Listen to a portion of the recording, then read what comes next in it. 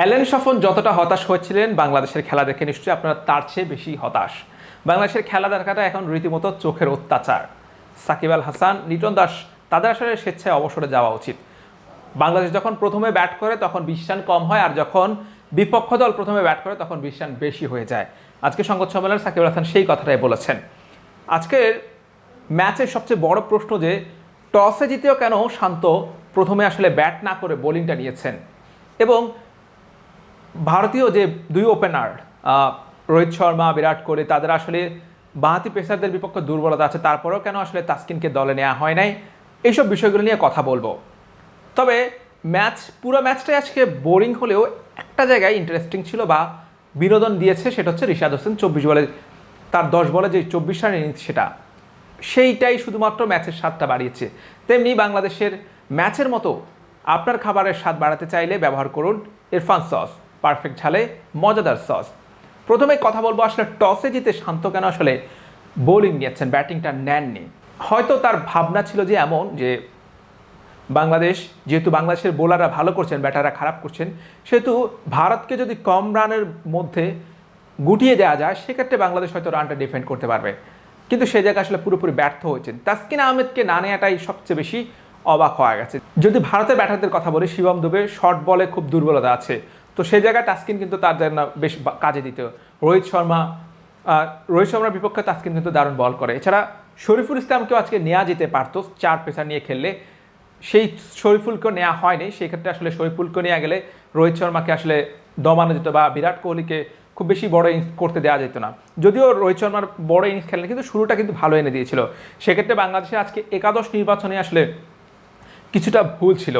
যখন দেখা যাচ্ছে যে একটা বাংলাদেশ দল জানে যে রোহিত শর্মা কোন বোলারদের বিপক্ষে দুর্বল, সেক্ষেত্রে একদম অ্যাটাকিংয়ে কেন মুস্তাফিজকে আনা হলো না, কেন তানজিম সাকিবকে আনা হলো না শুরুতে, এইটা আসলে বড় প্রশ্ন রয়ে যায়। ইংল্যান্ডের সাবেক অধিনায়ক মাইকেল ভন তিনিও আসলে বলছিলেন যে তিনি টুইট করেছিলেন যে বাংলাদেশ প্রথমে ব্যাট করার সুযোগ পেয়েও কেন ব্যাটিং করলেন না।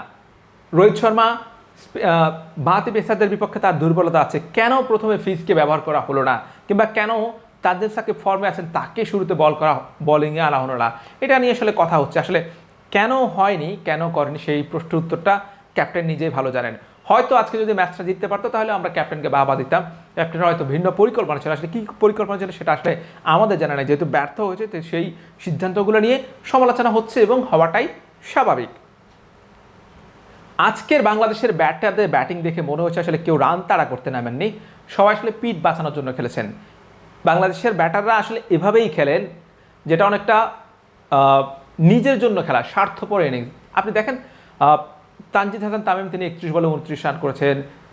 লিটন কুমার দাস তার যেই 14 রানের ইনিংসটা, শান্ত 32 বলে 40, অর্থাৎ সবাই আসলে নিজের আখের গোছানোর চেষ্টা করছেন, নিজের জায়গাটা ধরে রাখার চেষ্টা করছেন। 196 রানের যে টার্গেটে নিয়ে খেলতে হলে যেভাবে রান করতে হবে, যে অ্যাপ্রোচ ছিল, সেই অ্যাপ্রোচটা বাংলাদেশ দলের কোনো ব্যাটারের মধ্যে ছিল না। Tamim Iqbal ESPN cricket info লাইভে সেটাই বলেছেন যে আসলে বাংলাদেশ যদি 190 রানের টার্গেটে খেলতে নেমে 100 রানে অল আউট হয়ে যেত তাহলে তার কোনো দুঃখ ছিল না, যদি না ব্যাটারদের মধ্যে ওই রান তাড়া করার মানসিকতা থাকতো। কিন্তু সেই মানসিকতা কারোরই ছিল না, সবাই আসলে ডিফেন্ড নিজেকে বাঁচানোর জন্য খেলেছেন।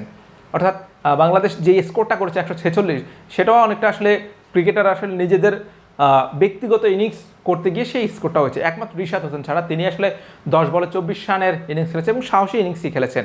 তার মতো করে যদি অন্য 2-4 জন ব্যাটার খেলতে পারতেন তাহলে কিন্তু ম্যাচের পরিস্থিতিটা ভিন্ন হতে পারত। আরেকটি প্রশ্ন যে জাকির আলী অনিককে কেন আজকে নেওয়া হয়েছে, কেন তাসকিনকে নেওয়া হয় না কিংবা শরীফুলকে নেওয়া হয় নাই। জাকির আলী অনিক পুরো বিশ্বকাপে তিনি কি খেলেছেন, কি করেছেন, তাকে কি সুযোগ কম দেওয়া হয়েছে, তিনি আসলে কেন পারছেন না। একজন ক্রিকেটার বারবার ব্যর্থ হচ্ছে, তার জায়গায় ধরে নিলাম ওপেনিং বা অন্য জায়গাগুলোতে ব্যাটারদের একজনকে রেখে আরেকজনকে নামানোর অপশন নাই, অপশন কম, সেই জায়গায় হয়তো তাদেরকে ড্রপ করা হচ্ছে না। লিটনকে, তামিমকে, শান্ত যদি ক্যাপ্টেন, শান্ত তো অপশন নাই। তো জাকির আলী অনিকের জায়গা তো অপশন ছিল, সে জায়গায় তাসকিনকে কিংবা শরীফুলকে নেওয়া যেতে পারতো ভারতের বিপক্ষে বা এমন উইকেটে। কিন্তু সেই জায়গায় কেন আসলে টিম ম্যানেজমেন্ট তাসকিনকে ড্রপ করে জাকিরকে সুযোগ দিয়েছে, এটা আসলে বোধগম্য না। এবং জাকির আলী অনিক যে তার আস্থার প্রতিদান দিচ্ছে এমনটা, হয়তো মাঝখান থেকে দেখা যাবে জাকিরের ক্যারিয়ারটাই শেষ, হয়তো আর জাকির হয়তো এই বিশ্বকাপের পরে হয়তো আর খুব সহসায় দলের সুযোগ নাও পেতে পারেন, লং টাইমের জন্য দল থেকে বের হয়ে যেতে পারেন। এক্ষেত্রে আসলে দলেরও লাভ হলো না, কিংবা একজন উঠতি ক্রিকেটার তার ক্যারিয়ারটাও আসলে হুমকির মুখে পড়ে গেছে। বাংলাদেশে যে হজবরল ক্রিকেট, সাকিব আল হাসান তিনি আসলে সংবাদ সম্মেলনে এসে বলেছেন যে আসলে 20 রান বেশি হয়ে গেছে, এই উইকেটটা 170-75 উইকেট, এই রান হলে বাংলাদেশ চেজ করতে পারতো। গত ম্যাচে যখন অস্ট্রেলিয়ার বিপক্ষে বাংলাদেশ প্রথমে ব্যাট করেছিল তখন বলেছিল যে 20 রান কম হয়ে গেছে, আর 20 রান হলে ভালো হতো। এই যে 20 রানের যে খেলা, 20 রানের যে কম বেশির ব্যবধান, এটা কিন্তু বিগত কয়েক বছর ধরে, আজ থেকে প্রায় 15 বছর আগেও এই কথা শুনতে হচ্ছে, এখনও শুনতে হচ্ছে। তাহলে 15 বছর আগে যে এই কথাটা শুনতে হতো, যে অজুহাতটা দাঁড় করাতো, 15 বছর পরেও যদি সেই কথা শুনতে হয়, তাহলে বাংলাদেশের ক্রিকেটটা আগালো কোথায়? কোন জায়গা থেকে এগিয়েছে বাংলাদেশের ক্রিকেট? এই বিশ্বকাপে স্কটল্যান্ড, নামিবিয়া, অন্যান্য ছোট দলগুলো, কানাডা, যুক্তরাষ্ট্র, তারা যেই লেভেলের ক্রিকেট খেলেছে বা খেলছেন, বাংলাদেশ ওই লেভেলের ক্রিকেট খেলতে পারেননি। যদি গ্রুপ পর্বে স্পোর্টিং উইকেট হতো, বাংলাদেশ হয়তো একটা ম্যাচও জিততো না, কিন্তু স্লো উইকেট হওয়ার কারণে সেই স্লো উইকেটের সুবিধা নিয়ে বাংলাদেশ গ্রুপ পর্বের সীমানা পেরিয়ে সুপার 8-এ উঠতে পেরেছে। সুপার 8-এ যদি বলা হয় সবচেয়ে বাজে দল কোনটা, তাহলে নিঃসন্দেহে সেটা বাংলাদেশ। কারণ যুক্তরাষ্ট্রের ব্যাটিং আমরা দেখেছিলাম যে প্রথম ম্যাচে সাউথ আফ্রিকার বিপক্ষে তারা কীভাবে ব্যাট করেছিল এবং একদম জেতার পর্যায়ে চলে গেছিল। সাউথ আফ্রিকা এত বড় টার্গেট দেওয়ার পরও তারা কিন্তু ঘাবড়ে যাননি এবং তাদের ভিতর সেই মানসিকতা ছিল। অথচ যুক্তরাষ্ট্র থেকে বাংলাদেশ দলের ক্রিকেটার অনেক বেশি অভিজ্ঞ, সামর্থ্যের দিক থেকে, সুযোগ সুবিধার দিক থেকে, সব দিক থেকে, তারপরেও বাংলাদেশের ক্রিকেটাররা পারেন না। সবচেয়ে বড় সমস্যা আসলে আত্মবিশ্বাস। সাকিব বলেছেন যে বড় টার্গেট দেখলে বাংলাদেশের ব্যাটাররা ভয় পেয়ে যায়, আত্মবিশ্বাসের ঘাটতি দেখা দেয়। তিনিও বলেছিলেন যে আসলে বাংলাদেশের ঘরোয়া ক্রিকেট বা দেশের মাটিতে যে খেলাগুলো খেলেন, সাধারণত 140 থেকে 150 এই টার্গেটের মধ্যে যখন খেলা হয়, তখন আসলে বাংলাদেশের ব্যাটাররা আসলে আত্মবিশ্বাস পান। যখন 150-এর উপরে টার্গেট চলে হয়, তখন আসলে তারা খেই হারিয়ে ফেলেন। এবং বিপিএলের উদাহরণ দিয়েছে যে বিপিএল আসলে বিদেশি ক্রিকেটাররা যদি রান না করেন, তাহলে দেশি ক্রিকেটাররা অত রান চেস করার মতো মানসিকতা তাদের নাই।